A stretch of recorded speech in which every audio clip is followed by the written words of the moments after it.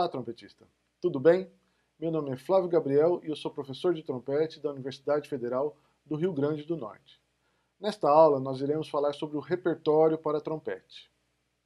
O repertório para trompete é muito vasto, principalmente se nós pensarmos nas mais diversas formações e estilos musicais que existem. Por isso, é preciso fazer uma pequena delimitação. Nós falaremos sobre o repertório para trompete na música de concerto.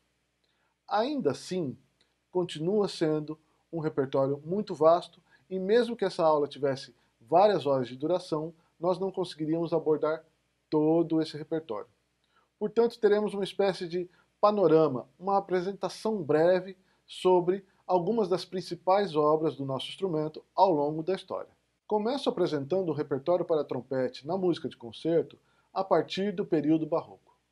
Na aula de história, nós falamos que grandes historiadores consideram esse período a época de ouro do nosso instrumento.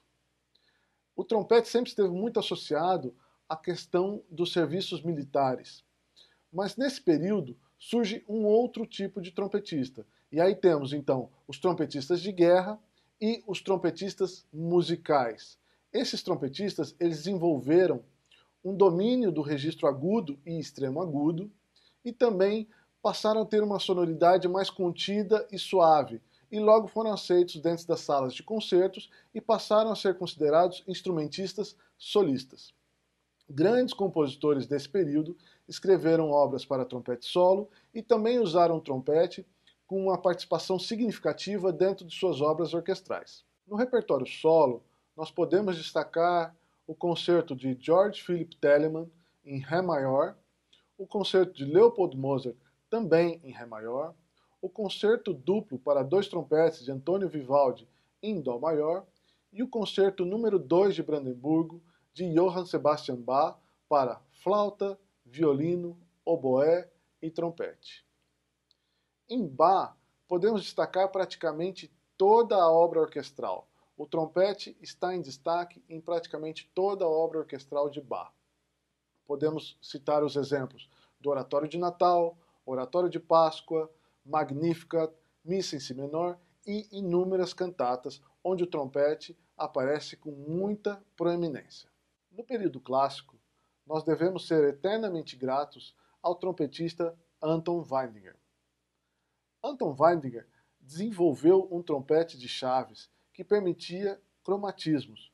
Por si só já era feito o suficiente para que nós o reconhecêssemos como um grande trompetista na história. Mas não só isso. Pela proximidade que ele tinha com o compositor Joseph Haydn, ele conseguiu que esse compositor fizesse um concerto para trompete. Esse concerto não se tornou somente o concerto mais famoso para trompete da nossa história, como é também considerado por muitos historiadores uma das principais referências quando falamos em concertos do período clássico. Ele é exemplo da forma concerto no período clássico. Vale lembrar que nesse período o trompete havia perdido o status de solista. Então Weidinger, além de desenvolver um novo modelo de trompete, conseguiu de quebra que a gente tivesse uma composição belíssima de um grande compositor. E Weidinger não parou por aí. Graças a ele, o compositor Johann Nepomuk Hummel escreveu um concerto para trompete em Mi maior e orquestra. Esse concerto apresenta um virtuosismo maior quando comparado com Haydn e foi escrito em estilo de ópera. No repertório orquestral do período clássico, vale a pena mencionar as duas fanfarras que aparecem nas aberturas Leonora número 2 e 3 do compositor Ludwig van Beethoven. Essas fanfarras fazem parte do repertório tradicional do instrumento e são pedidas constantemente em audições de orquestra. No período romântico, nós acompanhamos o surgimento das válvulas no trompete e também o surgimento de um novo instrumento, o cornete, um instrumento menor e com tubulação mais cônica do que o trompete, portanto, mais fácil e mais ágil de tocar. Graças a isso, o cornete ganhou popularidade rapidamente nas bandas militares e nos salões de festa. Por conta dessa popularidade, surgiram grandes cornetistas, como os famosos Jean-Baptiste Urbain, Herbert Clark, Wassily Brandit e Oscar Bohm, para citar somente alguns.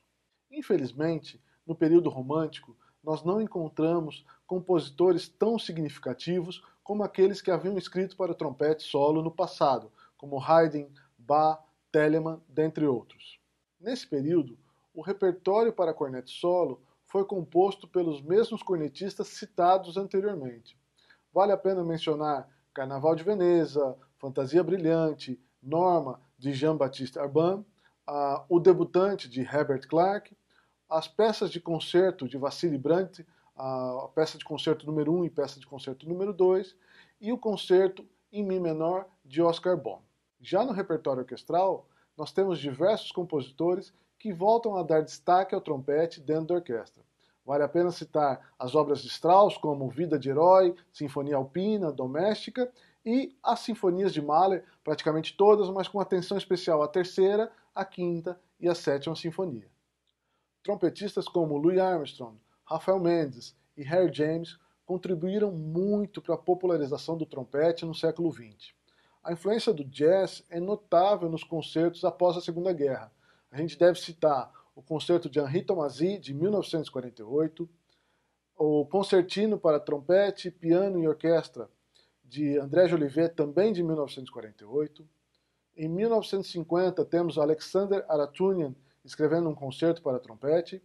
Em 1954, André Jolivet escreve agora um concerto para trompete e orquestra.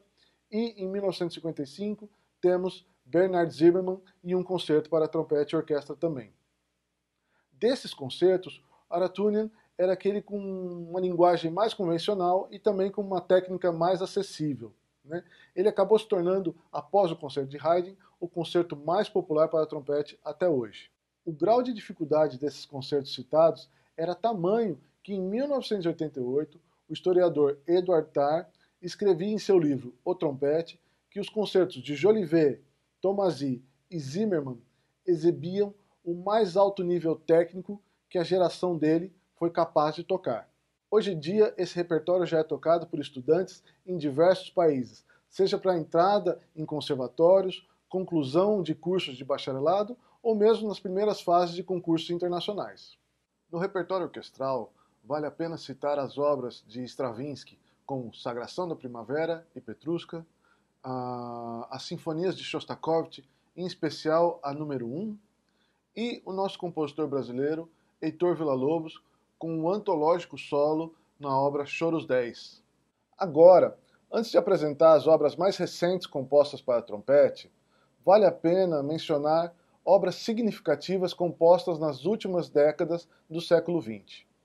Não poderia ficar de fora dessa seleção a sequência número 10, de Luciano Berio, o Requiem, de Hans Werner Henze, a sequência de 7 óperas de Karlheinz Stockhausen, intituladas Luz, os 7 dias da semana, e a obra Aerial, de Heinz Karl Gruber. Dentro das inúmeras obras compostas recentemente para trompete, destaco o concerto A Bank Bunka, de Christian Lindbergh, e a obra Mestizo, do compositor Efraim Osher. O trabalho de trompetistas como Håkan Hanneberg, Ole Antonsen e Pátio Flores é notável para a produção de novas obras na história recente do trompete. Håkan Hanneberg tem em seu currículo mais de 80 estreias de concertos dedicados a ele. Ole Antonsen, mais de 60 estreias de concertos dedicados a ele, e Pátio Flores vem recentemente trabalhando na encomenda constante de obras para trompete solo por compositores latino-americanos. Por último, mas não menos importante, nós devemos mencionar a existência de um vasto repertório para trompete na música de concerto. O professor Michael Lopes, professor de trompete da Universidade Federal do Estado do Rio de Janeiro, tem trabalhado em uma pesquisa de levantamento de obras onde o trompete aparece em destaque. São cerca de 400 obras. Dentre elas, nós devemos destacar a obra Invocação e Ponto, de Oswaldo Lacerda, o Estudo para Trompete em Dó, do compositor Camargo Guarnieri, e a Fantasia Sul-Americana, de Cláudio Santoro. Mais recentemente, merecem destaques o Concertino para Trompete e Orquestra, do compositor Nailor Azevedo Proveta, e o Concerto Latino-Americano para Trompete e o Concerto Duplo para Trompetes, do compositor Arthur Barbosa. Espero que você tenha gostado dessa aula de literatura e até uma próxima aula. Tchau, tchau!